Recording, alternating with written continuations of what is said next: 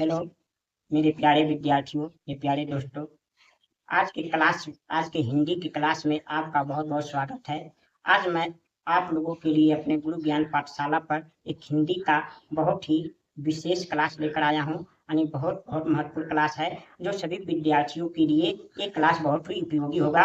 ये क्लास सभी परी- परीक्षा की तैयारी करने वाले विद्यार्थियों के, या वो कंपटीशन की तैयारी कर रहे हों या तो स्कूल की तैयारी कर रहे हों, सभी विद्यार्थियों के लिए ये क्लास बहुत ही उपयोगी होगा।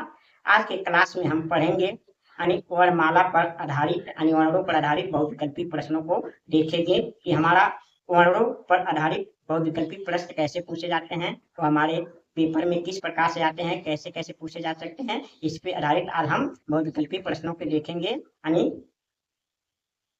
आज के क्लास में इसे देखेंगे। लेकिन यदि आप लोगों ने वर्णों वर्णों का क्लास नहीं देखे हैं तो इसके पहले आप लोग हमारे वर्ण की क्लास को देखिए जाकर हमारे गुरु ज्ञान पाठशाला यूट्यूब चैनल पर या फेसबुक पर। हमने आप लोगों को वर्ण को एकदम पूरे विस्तार से 4 क्लास में लगभग पढ़ाया हूँ और चारों क्लास जाकर देखिए, आपको वर्णों का पूरे विस्तार से, गहराई से और ज्ञान हो जाएगा।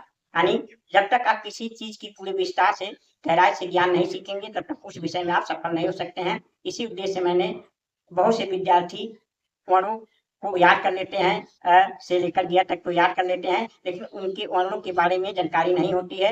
इसी उद्देश्य के लिए हमने वर्णों को पूरे 4 क्लास में आप लोगों के लिए पढ़ाया है।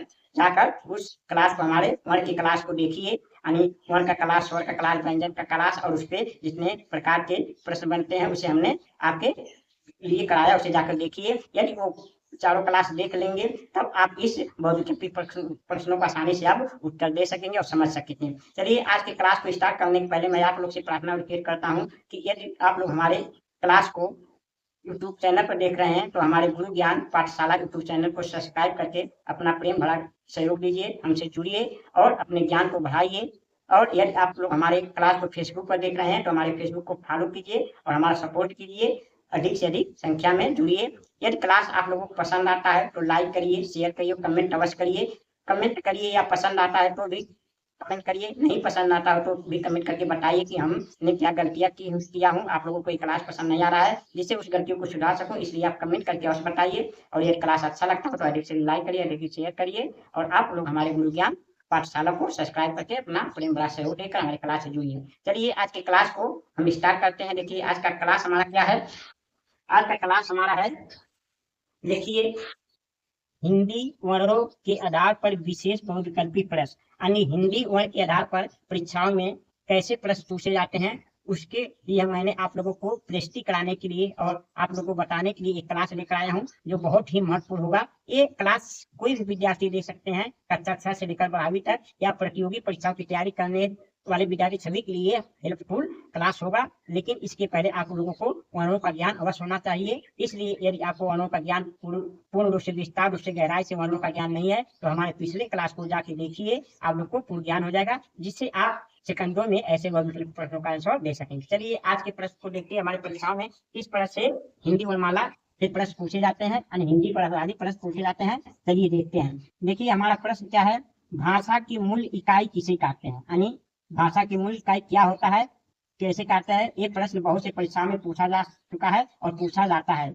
लेकिन हमारे बहुत से विद्यार्थियों को यही नहीं पता होता है कि भाषा की मूल इकाई क्या होती है। देखिए हमारा ऑप्शन क्या दिया है, हमारा ऑप्शन ए दिया है शब्दों को, ऑप्शन बी दिया है वाक्यों को, ऑप्शन सी दिया है वर्णों को, ऑप्शन डी दिया है कोई नहीं। तो देखिए भाषा की मूल इकाई होता है वर्ण, यानी वर्ण वर्ण होता है भाषा की मूल इकाई, यानी वर्ण को भाषा की मूल इकाई कहते हैं। यानी आप इस प्रकार वर्ण की परिभाषा भी याद कर सकते हैं। यानी पूछ लिया आपसे वर्ण किसे कहते हैं या वर्ण क्या होता है, तो आप कह देंगे भाषा की मूल इकाई को वर्ण कहते हैं, या तो भाषा की मूल इकाई क्या है तो वर्ण है। तो इसका आंसर क्या होगा, हमारा सी आंसर होगा, सी हमारा आंसर होगा। यानी भाषा की मूल इकाई किसे कहते हैं, वर्ण को। किसे कहते हैं, वर्ण को। ये आशा विचार समझ गए होंगे। देखिए हमारा दूसरा क्वेश्चन क्या पूछा है, वर्ण क्या होता है। देखिए पूछ लिया है वर्ण क्या होता है, या तो पूछ सकता है वर्ण किसे कहते हैं। तो देखिए हमारा ऑप्शन ए है क्या, भाषा की मूल इकाई, नंबर बी बोलने की कला, नंबर सी लिखने पढ़ने का साधन, नंबर डी इनमें से कोई नहीं। तो देखिए वर्ण क्या होता है, वर्ण होता है भाषा की मूल इकाई। वर्ण क्या होता है, भाषा की मूल इकाई होता है। ऑप्शन ए हमारा सही है। ऑप्शन ए ये क्या होता है, वर्ण भाषा की मूल इकाई होता है। ये हमारा ऑप्शन सही है, बोलने की कला। तो थोड़ा बहुत संबंध लगता है, लेकिन ये पूर्ण रूप नहीं है। लेकिन हमारा सबसे आंसर क्या है, भाषा की मूल इकाई।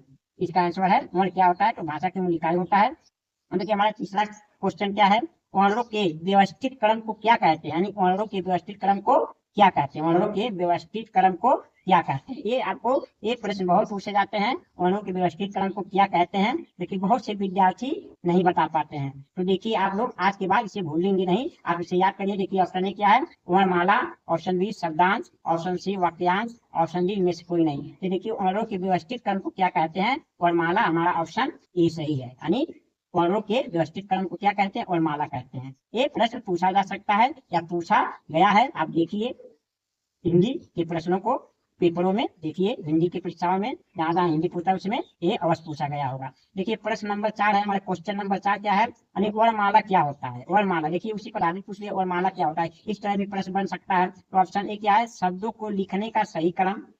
नंबर बी है वाक्यों को लिखने का सही क्रम। ऑप्शन सी वर्णों को लिखने का सही क्रम। यानी हमारा ऑप्शन सी आंसर है। यानी वर्णों को लिखने का सही क्रम को हम वर्णमाला कहते हैं। वर्णों को लिखने के सही क्रम को, यानी वर्णों को व्यवस्थित क्रम में लिखने को ही हम क्या कहते हैं, वर्णमाला कहते हैं। तो ऑप्शन सी सही है। तो इस तरह भी पूछ सकता है कि वर्णमाला क्या होता है या वर्णमाला किसे कहते हैं। तो वर्णों को व्यवस्थित क्रम में, वर्णों के व्यवस्थित क्रम को वर्णमाला कहते हैं, या तो वर्णों को लिखने का सही क्रम को वर्णमाला कहते हैं। इस तरह आप ऑप्शन दे सकते हैं। हमारा ऑप्शन सी सही है। देखिए हमारा क्या है, पांचवा क्वेश्चन है, यानी पांचवा प्रश्न हमारा है, हिंदी भाषा की लिपि क्या है। यानी हिंदी भाषा की जो लिखा जाता है वो किस लिपि में लिखा जाता है। तो ऑप्शन ए दिया है पाली, ऑप्शन बी दिया है प्राकृत, ऑप्शन सी दिया है देवनागरी, ऑप्शन डी दिया है इनमें से कोई नहीं। ये देखिए हमारी हिंदी भाषा की लिपि जो आती है, जो लिखा जाता है वो क्या होता है, देवनागरी में होता है, देवनागरी में। इसलिए इसका ऑप्शन हमारा सी सही है, सी आंसर है। यानी हमारी हिंदी भाषा की लिपि जो होती है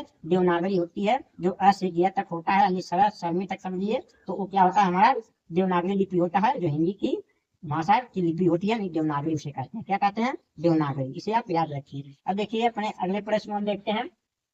हमारा अगला प्रश्न क्या है, देखिए हमारा अगला प्रश्न है, देवनागरी लिपि का चिन्ह क्या होता है। यानी देवनागरी लिपि का चिन्ह कैसे लिखा जाता है। देखिए ऐसे, यानी त्रिभुज या कोण या टी के आकार का। तो ये तो गलत है, ये तो हो नहीं सकता है, ये तो गलत है। देखिए ऑप्शन बी क्या है, अ से ग या सर तक, ए से जेड, ये तो अंग्रेजी का है, इनमें से कोई नहीं। तो हमारा ऑप्शन बी सही है। यानी अ से ग या सर तक क्या होता है, यही हमारा होता है। यानी देवनागरी लिपि का चिन्ह होता है अ से, आम, आ ई उ री री ए क ख ग घ, ये क्या होते हैं, ये हमारे देवनागरी लिपि का चिन्ह होता है। तो हमने आशा विश्वास आप लोग समझ गए होंगे। देखिए हमारा 7वां क्वेश्चन क्या है, यानी 7th प्रश्न हमारा क्या है, भाषा किस धातु से बना। यानी भाषा किस धातु से बना, भू धातु से, भाष धातु से, और भा धातु से, और भाषा धातु से। तो देखिए ये भाषा, तो अधिक विद्यार्थी जब इस क्वेश्चन को देखेंगे तुरंत लिखेंगे भाषा धातु से बना होगा, लेकिन ये गलत हो जाएगा। यानी भाषा, और बहुत विद्यार्थी भा धातु से भी लगा सकते हैं, क्योंकि जानते हैं पहला लिया जाता है, तो ये भी बहुत से विद्यार्थी लगा, लेकिन ये भी गलत होगा। ये भी हमारा आंसर नहीं सही है, ये भी हमारा आंसर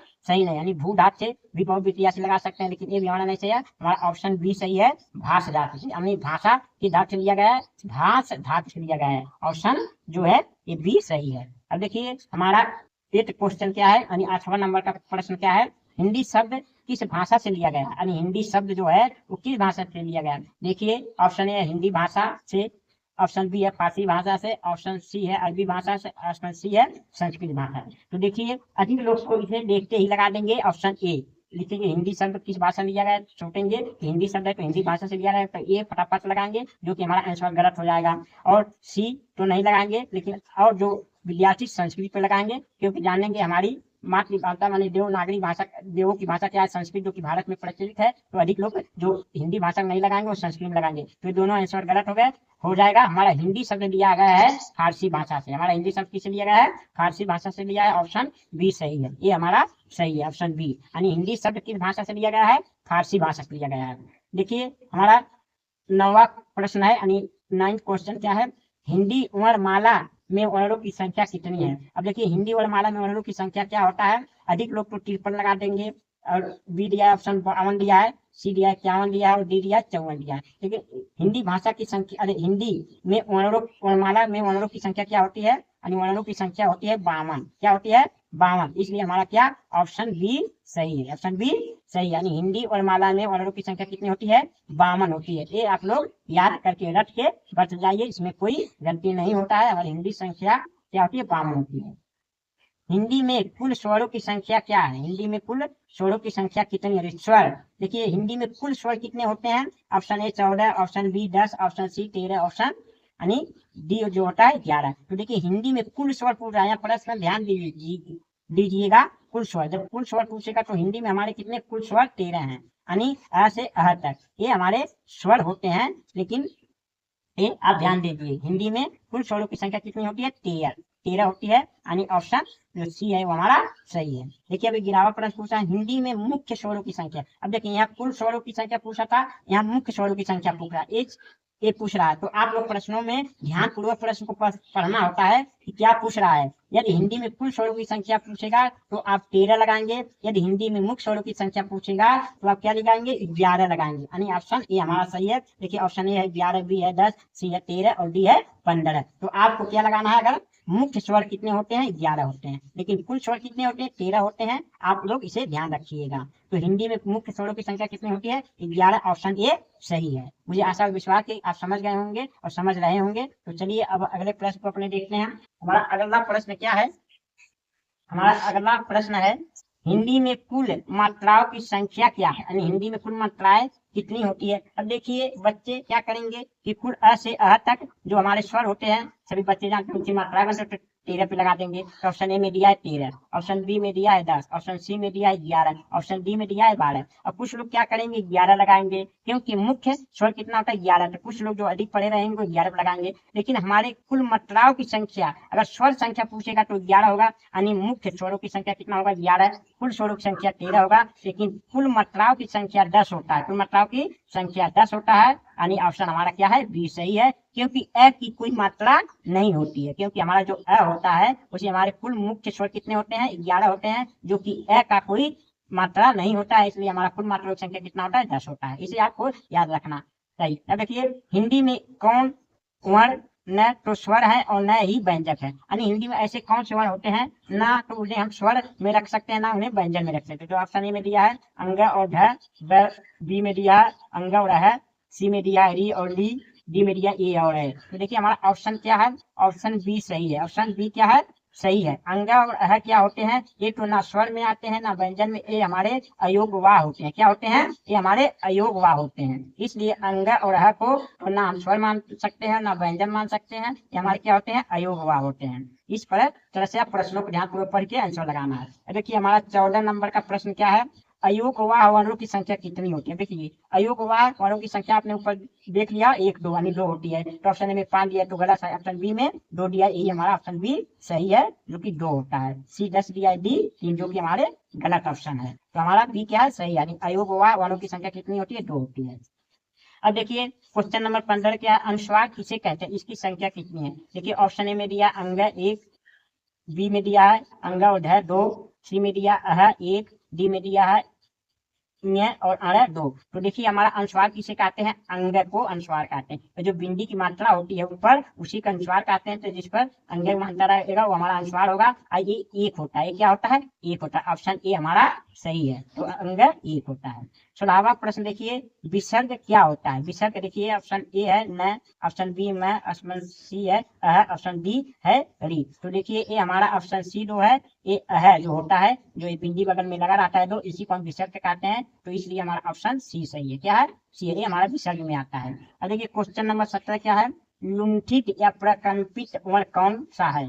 तो देखिए ऑप्शन ए है दिया है, ऑप्शन बी र दिया, ऑप्शन सी मैं दिया, ऑप्शन डी अंग दिया है। तो देखिए हमारा लुंठित वर्ग र को कहते हैं। लुंठित वर्ग किसे कहते हैं? र को। इसे प्रकंपित वर्ग भी कहते हैं, इसलिए हमारा ऑप्शन बी सही है। ऑप्शन बी सही, यानी लुंठित वर्ग कौन सा है? र है। ये देखिए बहुत से प्रश्नों में पूछा जाता है। विद्यार्थी ऐसे प्रश्नों को वर्णमाला पढ़ते हुए, जो कि बचपन से पढ़े होते हैं, फिर भी इनका ज्ञान उन्हें नहीं होता, इसलिए आपको वर्णमाला का विशेष ज्ञान सीखना जरूरी होगा, जिसके लिए आप लोग हमारे पिछले क्लास को जाकर देखिए। देखिए 18 नंबर का क्वेश्चन क्या है? पार्श्विक वर्ण किसे कहते हैं? पार्श्विक वर्ण देखिए ऑप्शन ए में झ दिया है, ऑप्शन बी में ल दिया है, ऑप्शन सी में य दिया है, ऑप्शन डी में घ दिया है। तो देखिए ल, जो ल होता है, ल से लट्टू वाला ल को हम क्या कहते हैं? पार्श्विक व्यंजक होता है। ये क्या होता है? पार्श्विक वर्ण होता है। या व्यंजन कह सकते हैं, वर्ण कह सकते हैं, क्योंकि व्यंजन भी आता है वर्ण भी है। तो यानी ये हमारा ल क्या है? ल को हम पार्श्विक वर्ण कहते हैं।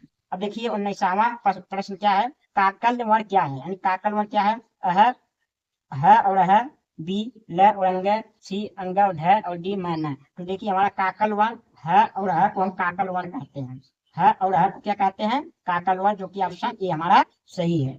आगत व्यंजन किसे कहते हैं? आगत व्यंजन देखिए क ख ग ज फ, क ख ग ज फ, देखिए च छ ज झ ञ, इनमें से कोई नहीं। तो देखिए आगत व्यंजन जो बाद में आए हमारे किसी दूसरे भाषा से, यानी फारसी या अरबी भाषा से जो हिंदी में सम्मिलित किए गए, उन्हें आगत व्यंजन कहते हैं। तो देखिए क के पास बिंदी होगा, ख के बाद यहाँ बिंदी होगा, ग के बाद यहाँ बिंदी होगा, ज के बाद यहाँ बिंदी होगा, यानी फ के बाद यहाँ बिंदी। ये सबको क्या कहते हैं? आगत व्यंजन, जो कि हमारे अरबी फारसी से हिंदी में मिले थे, इसलिए हमारे आगत व्यंजन ये ऑप्शन बी वाले सही हैं। यानी से क ख ग ज फ इस तरह पढ़ते हैं, तो ये हमारे क्या है? आगत व्यंजन है। तो बी हमारा सही है ऑप्शन। इस प्रकार से हमने आज के हिंदी की क्लास में 20 क्वेश्चनों को देखा। हिंदी के पर आधारित 20 बहुविकल्पी प्रश्नों को हमने देखा, यानी हिंदी वर्णमाला पे आधारित। और यदि आप लोगों को ये क्लास हमारा पसंद लगा हो और अगला क्लास चाहते हैं तो कमेंट करके और बताइए, हम इसे